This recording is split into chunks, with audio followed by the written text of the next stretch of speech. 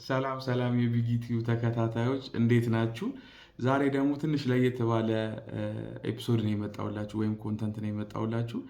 ብዙዎቻችን አሁን ላይ የሆሊውድ ፊልሞች እናያለን፣ ግን ፊልሞቹ ምን ያህል ተረድተናቸው እንደምናያቸው ለራሳችን ጥያቄውን እንተወውና እኔ ግን አንዳንድ ፊልሞች ላይ የምናያቸው ሱፐር ፓወር አላቸው ተብሎ የሚታሰቡ ካራክተሮች ከየት ነው የመጡት? እንዴት ነው የመጡት? ወይስ የሆሊውድ ዝም ብሎ ፈጠራ የአይምሮ ፈጠራ ውጤት ናቸው? ወይስ ደግሞ እንደው የተጻፈ ነገር አላቸው? ከኋላ ታሪክ ጋር የሚገናኙ ነገሮች ምንድን ናቸው የሚለውን ነገር ትንሽ የማውቀውን ያህል ላካፍላችሁና እዚህ አሁን ስክሪኑ ላይ የምታዩቸው ካራክተሮች ብዙዎቻችሁ ታውቋቸዋላችሁ ብዬ አስባለሁኝ። እና እነዚህ ካራክተሮች ከየት ነው የመጡት? እነዚህን ከመመለሴ በፊት ግን በመጀመሪያ ደረጃ ኖርስ ሚቲዮሎጂ ምንድን ነው? ኖርስ ሚቲዮሎጂ ወይም ሚቲዮሎጂ የሚለው ያቻፍችው አፈታሪክ ብንለውም ግን እንደ እምነትም ደግሞ ይተገበር እንደነበረ በጣም ብዙ ማስረጃዎች አሉ የተጻፉ በድንጋይም ላይ በብራና ላይም የተጻፉ ብዙ አውሮፓ ሀገራት ላይ የተገኙ ነገሮች ስላሉ እንደው እንደ ቀላል የሚታይ ነገር ሳይሆን እንደ እብደት ሳይሆን ይህንን ነገር ማየት ያለብን በጊዜው የነበረ እምነት እንደነበረ ማስረጃዎች ብዙ ስላሉት የተወሰነ ፊልሞቹንም ስናያቸው በደንብ ገብቶን እንድናያቸው ምናልባትም ደግሞ ይችን ነገር ከነገርኳችሁ በኋላ ፊልሙን ድጋሚ ብታዩት ሞር በደንብ ተረድታችሁት እንደምታዩት 100% እርግጠኛ ሆኜ ነው የምነግራችሁ። ለምን እኔም እነዚህ ነገሮች ካወቅኳቸው በኋላ ድጋሚ ፊልሙን ሳየው በጣም ክሊር ሆኖ ነበር የታየኝ ፊልሙና። እስኪ መጀመሪያ ኖርስ ሚቲዮሎጂ ምንድን ነው? ኖርስ ሚቲዮሎጂ ወይም ደግሞ ኖርስ ፔጋኒዝም ማለት እኛ ሀገር አሁን ፓጋን ምናምን እንላለን፣ ግን ቃሉ ከየት እንደመጣ ምን እንደሆነ በምን እንደሚያምኑላ በብዛት እንዲሁም ፓጋን ሲባል እኔ ብዙ ጊዜ ሰማለሁኝ እና ይሄ እምነት የለሽ ምናምን እንደማለት ነው። ምንም ነገር የማያምን እንደማለት ነው። ግን ምንም የማያምን ፓጋን አይደለም፣ ኤቲስት ነው የሚባሉት እነሱ። እኛ ግን በተለምዶ ፓጋን ነው ምናምን እንላለን። ግን ፔጋኒዝም ምንድን ነው፣ ከየት የተጀመረው የሚለውን ነገር ስናስብ በሰሜናዊ ጀርመን እና አንዳንድ የስካንዲኔቪያን ካንትሪዎች ውስጥ ይተገበር የነበረ ሃይማኖት ወይም ልምምድ ማለት እንችላለን፣ ሃይማኖትም ማለት እንችላለን። ከክርስቶስ ልደት በፊት በ710 እንደተጀመረ ይነገራል። እምነቱ ደግሞ የተመሰረተው በመስዋዕት በማድረግ ላይ ነው። ብዙ አማልክቶች አሉ። ለነሱ አማልክቶች መስዋዕት ያደርጋሉ የሰው ልጆች። አሁን ለምሳሌ የፈርቲሊቲ ሌላ ነው ጋድ፣ የዋር ሌላ ነው። ይህ በብዛት ሂስትሪ ላይ ተምረ ነው የመጣ ነው አይነት ነገር ነው። ባክግራውንዳችን ላይ ብዙም አዲስ ይሆንባቸዋል ብዬ አላስብም። ብዙ አማልክትን መገዛት ነው እምነቱ ፔጋኒዝም ማለት። ስለዚህ እምነት ትንሽ ልበላችሁ እስኪ። ይሄ እምነት የራሱ የሆነ ቅዱስ መጽሐፍ አለው። ሴንቲዮን ይባላል። የብሉይ የኖርስ ሚቲዮሎጂ ትርጉሞች ስብስብ ነው እንጂ አንድ የራሱን የቻለ መጽሐፍ ነው ብላችሁ እንዳትረዱት። አሁን ለምሳሌ መጽሐፍ ቅዱስ የብዙ መጽሐፎች ስብስብ ነው አይደለ? ወይም ደግሞ አዲስ ኪዳን ብታዩት የብዙ ደብዳቤዎች፣ መልእክቶች ስብስብ ነው። ያ አንድ ላይ ተሰብስቦ መጽሐፍ ቅዱስ ተባለ። ይህም ልክ እንደዛው ትርጉሞች ተሰብስበው አንድ ላይ ሆነው ነው ያንን ቅዱስ መጽሐፋቸውን የፈጠረው እንጂ አንድ ራሱን የቻለ የሆነ የተጻፈ ነገር ሙሉ ራሱን የቻለ ነገር እንደዛ ብላችሁ እንዳትረዱ ስለፈለግኩኝ ነው። የራሳቸው ደግሞ ቤተ ጣዖት አላቸው። የራሳቸው ቤተ ጣዖት አሰራር ዲዛይን አለው። ደግሞ እዚህ ምስሉ ላይ አሳያችኋለሁ። ሁሉንም የማወራቸውን ፒክቸሮች ምስሉ ላይ መከታተል ትችላላችሁ። በብዛት በእንጨት ነው የሚሰሩት። ቤተ ጣዖቶቻቸውን በእንጨት የሚያሳምሩ ሲሆኑ እምነቱ ደግሞ ምንድን ነው? እስኪ ሪቹዋል የሆነ ሃይማኖታዊ ልምምዱ ምንድን ነው? አሁን ለምሳሌ በክርስትናም በእስልምናም እዚህ አሁን እኛ በምናውቃቸው እምነቶች ፈጣሪን ለመገዛት የምናደርጋቸው ሪቹዋሎች አሉ። መጸለይ ምናምን እንደሚባለው ማለት ነው። በዚህ እምነት ደግሞ ምንድነው ሪቹዋል ብለን የምናነሳው ነገር ስንል በብዛት መስዋዕትነት ላይ የተመረኮዘ እምነት ነው ያልኳችሁ እዚህ ላይ ነው። ለአማልክቶቻቸው መባን በማቅረብ እንዲሁም ደግሞ ኢቭን ሰውን መስዋዕት በማድረግ እድገትንና መልካም እድልን ይዞልን ይመጣል ብለው ያምናሉ። ግን ይሄ መስዋዕት ሲደረግ ሰውየው በፈቃደኝነት ላይ የተመሰረተ ነው እንጂ አስገድደው አይደለም መስዋዕት የሚያደርጉት። ብዙ ነገሮችም ላይ እንደዛ እንደሰፈሩ አይቻለሁ። ይሄ እምነት አሁን ላይ ከ500 እስከ 1000 ተከታዮች የኦልድ ኖርስ ሚቲዮሎጂ ከ500 እስከ 1000 እምነት ተከታዮች እንዳሉት ዴንማርክ ውስጥ ተከታዮች እንዳሉት ማየት ችያለሁ። ይሄ እምነት እየተደከመ እየወደቀ የመጣው ከ13ኛው ክፍለ ዘመን በፊት ክርስትና ወደ እነዚህ አካባቢዎች በጦርነትም ሆነ እንደዚሁ በሰባኪዎች ምናምን እየተስፋፋ ሲመጣ እየደከመ መጥቷል። ግን ምንም ቢሆን እስከ 13ኛው ክፍለ ዘመን ድረስ ነበረ። አሁን ላይ ግን በጣም ተመናምኖ ከ500 እስከ 1000 የሚሆኑ ተከታዮች ብቻ ነው ያሏቸው። እነሱም ዴንማርክ ውስጥ እንደሚገኙ ነው ማየት የቻልኩት። ስለዚህ ለመንደርደሪያ ያህል ምንም እንደው ሰምተን አናውቅም ለምትሉ ይቺ ነገር በቂ ናት ብዬ አስባለሁ። በጣም በልኪ ሆኖ አሰልቺ እንዳይሆን ከማሰብ አንጻር ነው። ከኖርስ ሚቲዮሎጂ አስተምሮ አንጻር ከዚህ በመቀጠል የማነሳቸው 5 ፖይንቶች አሉ። በጣም ብዙ ነገር፣ በጣም ሰፊ ነው አስተምሮቱ፣ በጣም ብዙ ነገሮች አሉት። ግን እንደው ለዚህ ለዩቲዩብ እንድትሆን አድርጌ አጠር መጠን ያለች ነገር ነው ማቀርብላችሁ። ዓለም እንዴት ተፈጠረች? ዓለም እንዴት ተፈጠረ? ስንት ዓለማት አሉ? ኦዲን ማን ነው? ቶር ማን ነው? ራግነሮክ ማን ነው የሚለውን በመጨረሻ ምንድን ነው የሚለውን ደግሞ ራግነሮክ ምንድን ነው የሚለውን በስተመጨረሻ ደግሞ የምናየው ይሆናል። ከዛ በፊት ከመጀመራችን በፊት ግን ሰብስክራይብ እንድታደርጉኝ አዲስ ጀማሪ ነኝና እንድታበረታቱኝ ይፈልጋለሁ። ሰብስክራይብ፣ ላይክ እና ኮሜንት በማድረግ ደግሞ ድጋፋችሁን እንድታሳዩ። በመቀጠል ወደ ርዕሴ ልመለስና ዓለም እንዴት ተፈጠረች ብለን ኖርስ ሚቲዮሎጂ ስንጠይቅ ባዶ ነበረ ነው የሚለው።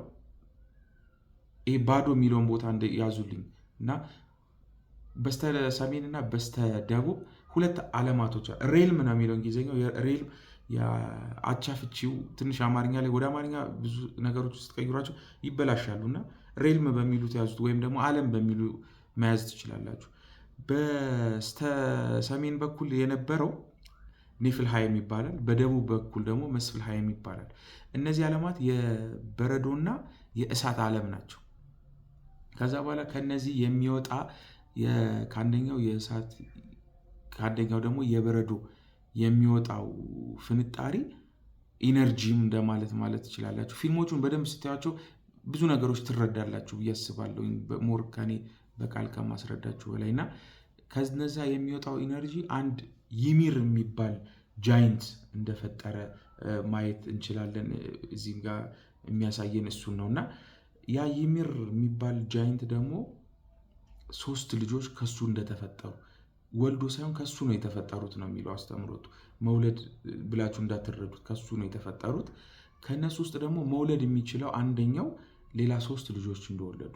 እዚህ ጋር ደግሞ ዋናው የምንፈልገው ሰው እዚህ ጋር ነው የሚመጣው። ከ3ቱ ልጆች ውስጥ ስማቸው ኦዲን፣ ቪሊ እና ቪ ይባላሉ። እኛ በጣም ብዙ ነገሮች ማየት የምንችለውም እንደገና ኦልፋዘር የሚባለውን በኋላ እንመጣበታለን። ይሄ ኦዲን የሚባለው የመጀመሪያው ልጅ ነው። ከዛ በመቀጠል እነዚህ ኦዲን፣ ቪሊ እና ቪ ይሚርን ይገሉና ከይሚር ቦዲ ከደሙ የውሃ አካላትን ከአጥንቱ ደግሞ ድንጋይና አለታማ ነገሮችን እንደገና ደግሞ ከስጋው ምድርን እንደፈጠሩ ኖርስ ሚቶሎጂ ይነግረናል። ከዛም በኋላ ዓለም ክብ ቅርጽ እንደያዘች እና አሁን እኛ ዓለም ብለን የምንጠራት በእነሱ አጠራር ደግሞ ይች ዓለም ሚድጋርድ ትባላለች። የራሳቸው ተርም አላቸው። ሚድጋርድን እንደፈጠሩ ይነግረናል። ከዛም ደግሞ ወንድና ሴቶችን እንደፈጠሩ ይነግረናል። እዚህ ጋር ትንሽ ዲፕ ነገሮች አሉት፣ ግን ነካ ነካ አድርጌው ነው ማልፈው። ለምን ብዙ ነገሮችን ይወስድብናል። በሁለተኛ ደረጃ ስንት ዓለማት አሉ? እኛ አሁን አንዳንድ ጊዜ አንዳንድ ነገሮችን ወጣ ያሉ ነገሮችን ስናይ ስለ አዘር ዳይሜንሽን እንሰማለን ምናምን አይደል? እዚህ ጋር ግን ስለ ዓለማት ያወራል። 7 ዓለማት አሉ ብሎ ነው የሚጀምረው። ኖርስ ሚቲዮሎጂ 7 ዓለማት እንዳሉ ያስተምራል። እነዛ 7 ዓለማት አንደኛው አዝጋርድ ይባላል። እዚህ ምስሉ ላይ አያይዝላችኋለሁ ብዙዎቹን ለመረዳት እንዲመቻችሁ። አዝጋርድ ማለት የአማልክቶቹ መኖሪያ እንደማለት ነው። ሁለተኛው ሚድጋርድ ይባላል። ሚድጋርድ ማለት አሁን ቅድም እንደነገርኳችሁ የኛ መኖሪያ፣ የሰው ልጆች መኖሪያ፣ የሰው ልጆች ሚሎቹ መኖሪያ እንደሆነና ኤፍልፋይም የሚባል ደግሞ የኢልፍስ እና የድዋርፎች መኖሪያ እንደሆነ፣ ዩትናይም ደግሞ የጃይንቶች መኖሪያ እንደሆነ፣ መስፍልፋይም እና ኒፍልፋይም ደግሞ መጀመሪያ ላይ እንዳነሳቸው የእሳትና የቀዝቃዛ ወይም የጭጋጋማ ምድር እንዳሉ ሁለት። የመጨረሻው ደግሞ ሄልሃይም ይባላል። ስሞቻቸው ትንሽ አስቸጋሪ ናቸው ተርሞቹ ኖርዲክ ላንጉጅ ስለሆኑ በትክክል ፕሮናውንስ ስላላረገውም ስለምችል ከወዲሁ ይቅርታ። ግን ማወቅ ከፈለጋችሁ ደግሞ ጉግል ትራንስሌት ላይ ገብታችሁ ቼክ ማድረግ ትችላላችሁ። የመጨረሻው ሄልሃይም የሚባለው ክብር በሌለው መልኩ የሞቱ ዋሪየሮች የሚገኙበት ምድር ነው። እሱ የመጨረሻው የሰባተኛው ሬልም ነው ወይም ዓለም ነው ወይም ምድር ነው። ከነዚህ በአንዱ መረዳት ትችላላችሁ። በሶስተኛነት የምናየው ኦዲን ማን ነው? በጣም አሁን ኖርስ ሚቴዎሎጂ ላይ ጠለቅ ብላችሁ ስታየው ብዙ ነገር ከኦዲን ጋር ነው የሚገናኘው። አንዳንድ ትንሽ ዲፕ ላለመግባት እንጂ ኦዲን ከአንዳንድ ነገሮችም ጋር ይገናኛል። ግን ምናልባት እዚህ ነገር ላይ ኢንተረስት ያላችሁ ሰዎች ኮሜንት ላይ በጥልቀት እንድናየው ከፈለጋችሁ ኮሜንት ላይ አስፍሩልኝ እና በጥልቀት ደግሞ የተሻለ ደግሞ ፕሮግራም ይዤላችሁ መምጣት እችላለሁ። ግን ከዛ አጠር አድርጌ ለዚህኛው ፕሮግራም እንዲሆን አድርጌ ኦዲን ማን ነው? ኦዲን ማለት እነሱ ኦል ፋዘር ይሉታል፣ የሁሉም አባት እንደማለት ነው። የአዝጋርድ መጀመሪያ ላይ የጠራውላችሁ ከዓለማቶች ውስጥ አንዱ አዝጋርድ የአማልክቶቹ መኖሪያ በጣም የምታምር ከተማ እንደሆነች ነው የሚናገረው። እዚህ ላይ ምስሉ ላይም እንደምታዩት እንደዛ ተደርጎ ነው የተሳለው። በጣም ውብ ከተማ ናት። የሰሯትም ወንድማማቾች 3 ወንድማማቾች ናቸው። የእሷ ገዢና ዘላለማዊ ኢተርናል ኖሌጅን ደግሞ ሲክ የሚፈልግ ነው ይለዋል ኦዲንን ዲፋይን ሲያደርገው። ይሄ ዘላለማዊ እውቀት የሚለው ነገር ከታች እመጣበታለሁ፣ ዝም ብሎ የገባ አይደለም። ይህ ኦዲን ደግሞ እያንዳንዱ እንደነገርኳችሁ የእንትን አምላክ እንደሚባለው ኦዲንም ደግሞ ከጥበብ፣ ከፈውስ፣ ከሞት፣ ከንጉሳዊነት፣ ከእውቀት ግንድ፣ ከጦርነት፣ ከድል ጋር የተቆራኘ ነው። እነዚህ የሚሰጥ አምላክ ነው ብላችሁ መረዳት ትችላላችሁ። ይህ ኦዲን የሚባለው አምላክ አንድ አይን ነው። አሁን ጎግል ላይ ገብታችሁ ኦዲን ብላችሁ ሰርች ብታደርጉ አንድ አይን የወጣ እንደዚህ የጠፋ ሳይሆን የወጣ ፒክቸር ነው የሚመጣላችሁ። ኦዲን ብላችሁ ሰርች ብታደርጉት ያ አይን እንዴት ጠፋ? ያ አይን የጠፋው ዘላለማዊ እውቀትን ፍለጋ ሚሚር ለሚባል ውሃ መስዋዕት አድርጎት ነው። እንደነገርኳችሁ በጣም በመስዋዕት ላይ የተመሰረተ እምነት ነው። አንድ ነገር ሲፈልግ የሆነ ነገር መስዋዕት የሚደረግበት አይነት እምነት ነው። ያለ መስዋዕትነት መቆም የሚችል አይነት እምነት አይደለም፣ እኔ እስከተረዳሁት እስካነበብኩት ድረስ። ይሄ ኦዲን ፍሪግ የምትባል ሌላ ሴት አምላክ ጋር ተጋብቶ 3 ልጆች እንደወለደ ማየት እንችላለን። ቶር፣ ሁድ እና ቪድር ይባላሉ። እኛ ደግሞ በተለይ ደግሞ እዚህ ሆሊውድ ፊልሞች ላይ በተለይ በጣም የምናውቀው ቶር እንትን የሚይዘው ሀመር የሚይዘው መዶሻ የሚይዘው ስለሱ ደግሞ በደንብ እናያለን በቀጣይና 3 ልጆች ግን ነበሩት። እኛ የምናየው የምንፈልገው ስለ ቶር ቢሆንም ኦዲን በጣም ብዙ ነገር ማለት እንችል ነበር ስለ ኦዲን። እውነት ለመናገር በጣም ሰፊ ነው የኦዲን ሀሳብ እና ግን እዚህ ላይ እናብቃና ስለ ቀጣዩ ስለ ቶር እንሂድ። ከዛ በፊት ግን አሁንም ሰብስክራይብ ያላደረጋችሁ፣ ላይክ ያላደረጋችሁ፣ ኮሜንት ያላደረጋችሁ ይህንን እንድታደርጉ ስል በትህትና ጠይቃችኋለሁ። ወደ ሀሳቤ ልመለስ። ቶር ማን ነው የሚለውን ለመመለስ ከላይ እንደጠቀስኩት ቶር የኦዲን ልጅ ነው፣ የጋድ ልጅ ነው ማለት ነው። የኦል ፋዘር ልጅ ነው ማለት ነው። ስለዚህ ምን ያህል ከባድ ሊሆን እንደሚችል መረዳት ትችላላችሁ። ፊልሙም ላይ እንደሚያሳየው ያለው ፓወር ቀላል የሚባል ፓወር አይደለም። ፊልሙን ላይ ያያችሁ ደግሞ በደንብ ትረዱኛላችሁ ብዬ አስባለሁ። ይሄ ቶር ከነጎድጓድ፣ ከመብረቅ፣ ከማዕበል፣ ከጥንካሬ ጋር ይገናኛል። ፊልሙም ላይ እንደምናየው እሱ ሲመጣ የሆነ መብረቅ ይመጣል፣ የሆነ ኃይል ይመጣል፣ የሆነ ነገር ይፈጠራል እዛ አካባቢ ላይ ምናምን እና ከዛ ጋር የሚገናኝ አምላክ ነው። በኦልድ ኖርዲክ ቋንቋ ደግሞ ቶር ማለት ተንደር እንደማለት ነው። ለዛ ነው ፊልሙ ላይ ጎድ ኦፍ ተንደር የሚባለው። ይህንን ማየት እንችላለን። በቀጣይ ደግሞ ምንድነው የሚሰራው፣ እስኪ እሱ ምንድነው ኃላፊነቱ የሚለውን ነገር ልንገራችሁ። የእሱ ኃላፊነት የአዝጋርድና ሚድጋርድ ነው። አዝጋርድ እንደነገርኳቸው የአማልክቶቹ መኖሪያ ነው። ሚድጋርድ ደግሞ የሰው ልጆች መኖሪያ ነው። እነሱን ነው የሚጠብቀው። የእሱ ጠባቂ ነው። ሰውንም ይጠብቃል ማለት ነው። ለዛ ነው ፊልሙም ላይ እንደምታዩት ለሰው ልጆች መጥቶ ነው የሚዋጋው። ከሌላ ዓለም ነው የሚመጣው። ዳይሜንሽን ማለት ነው። ቅድም እንደነገርኳችሁ 7 ዓለማት አሉ ብያችኋለሁ። ከሌላ ዳይሜንሽን ነው የሚመጣውም የሰው ልጆች እንዳይጠቁ በጃይንቶች ምናምን እንዳይጠፉ ሊጠብቅ ፋይት ሊያደርግልን እንደሚመጣ ተደርጎ ነው የተሳለው። እዛም ላይ ኦልድ ኖርስ ሚቴዎሎጂም ላይ የምናገኘው ደግሞ ይህን ነው። በቀጣይ ደግሞ በመጨረሻ የመረጥኩት 5ኛ ላይ የምናገኘው ራግነሮክ ምንድን ነው? ራግነሮክ የሚል ራሱን የቻለ ፊልም አለ እዚህ ስክሪን ላይ የማደርግላችሁ። ይህንን ከሰማችሁ በኋላ ደግሞ ስታዩት ሞር ክሊር ይሆንላችኋል። ራግነሮክ ምን ማለት ነው? ራግነሮክ ማለት ኢንድ ኦፍ ዘ ወርልድ ነው፣ የዓለም ፍጻሜ። እኛ ጋር የዓለም ፍጻሜ ብለን ስናስብ አይምሯችን ላይ የሚመጣ አንድ ነገር አለ።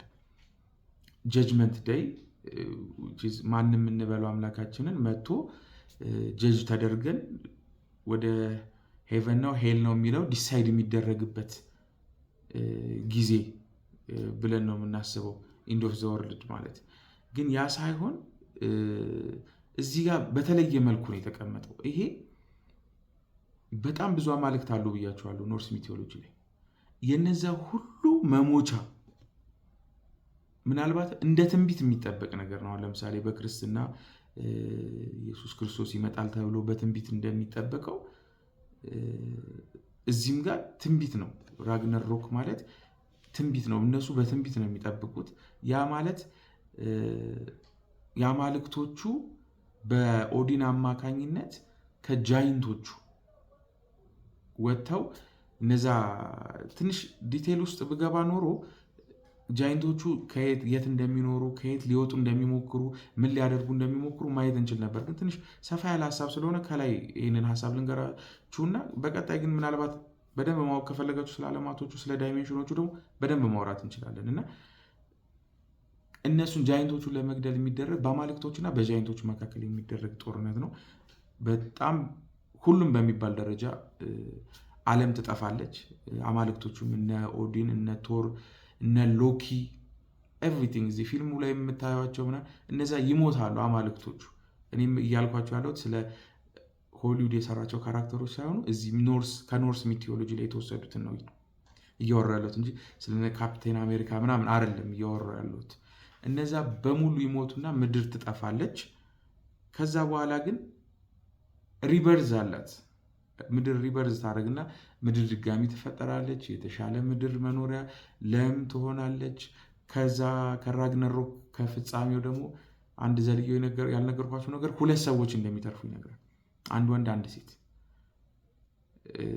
ከዛ እነሱ ደግሞ እየተባዙ ዓለምን ምድርን እንደሚሞሏት ድጋሚ ደግሞ ምቹ የሆነች ምድርን ለመኖር እንደምናገኝ እዛ ላይ ይናገራል።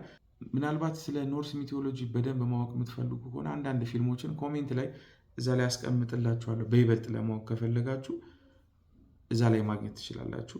በመጨረሻ ሰብስክራይብ ያላደረጋችሁ፣ ላይክ ያላደረጋችሁ እንድታደርጉ ስል ጠይቃለሁ። ለዛሬ ይዤላችሁ ይህን ይመስላል ይዤላችሁ የመጣሁት። አመሰግናለሁ።